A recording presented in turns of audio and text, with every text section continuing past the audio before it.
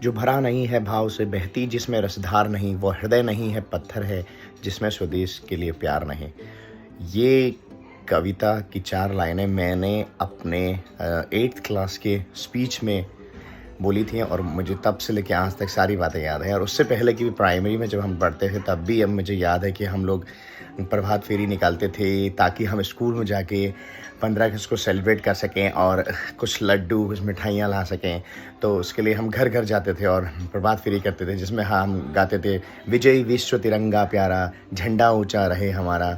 मुझे आज भी याद है, लोग 25 पैसे 50 पैसे 1 रुपये 2 रुपये 5 रुपये हमें दिया करते थे और उसी पैसों से हम मिठाइयाँ लाया करते थे और सेलिब्रेट किया करते थे। और वो दिन है और आज का दिन है, कितना बदल गया है। लेकिन आज देश को आज़ाद हुए 75 साल हो गए।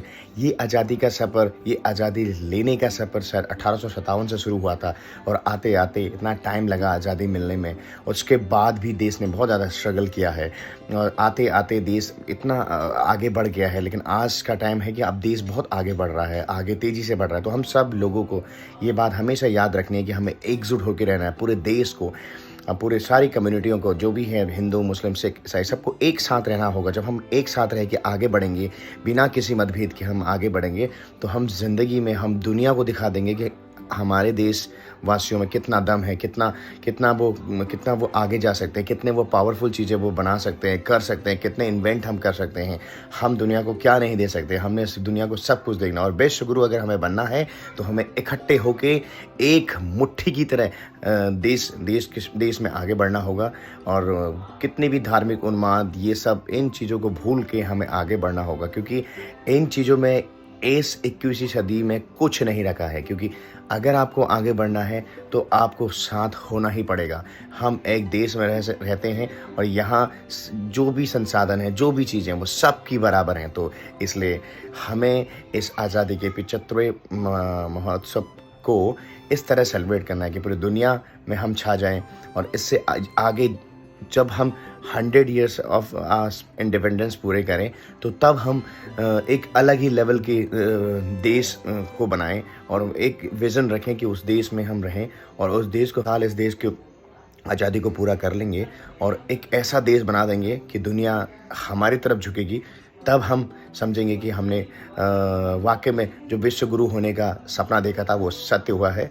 तो आइए आज हम और सभी मिलकर इस देश की आज़ादी के लिए जिन वीरों ने, जिन हमारे दादा परदादाओं ने, या जिन महावीरों ने भी इस देश को, मैं तो कहता हूँ किसी एक का इस देश को आज़ादी दिलाने में हाथ नहीं था।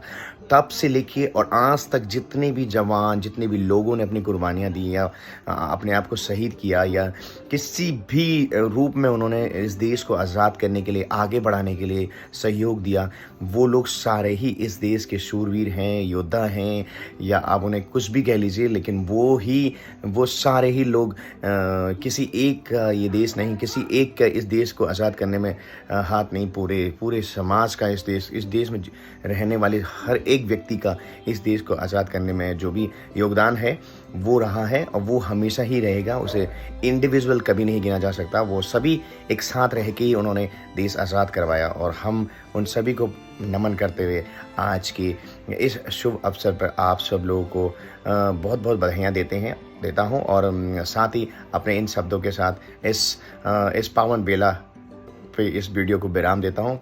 तब तक के लिए जय हिंद, जय भारत, भारत माता की जय।